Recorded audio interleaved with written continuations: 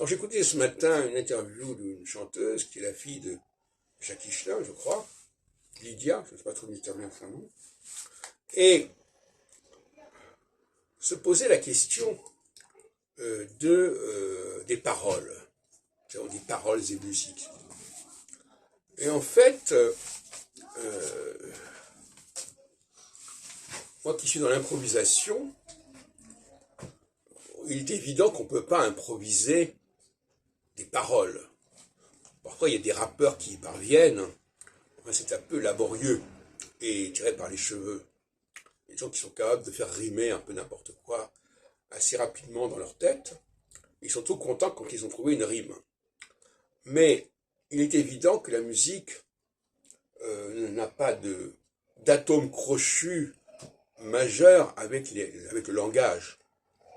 Je dirais même que ce sont des choses antagonistes. La musique se passe complètement du langage. Elle n'exige pas un apprentissage de la langue, d'une langue donnée pour exister. Et donc, par conséquent, le fait de devoir introduire des éléments de langage dans une musique, quelque chose de totalement artificiel, à mon goût.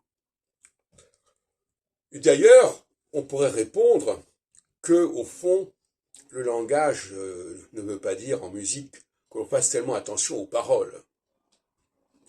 Quand les gens écoutent des chansons en anglais, dans 90% des cas, quand on n'est pas anglophone, on ne comprend même pas les mots. On capte peut-être un mot par-ci, par-là.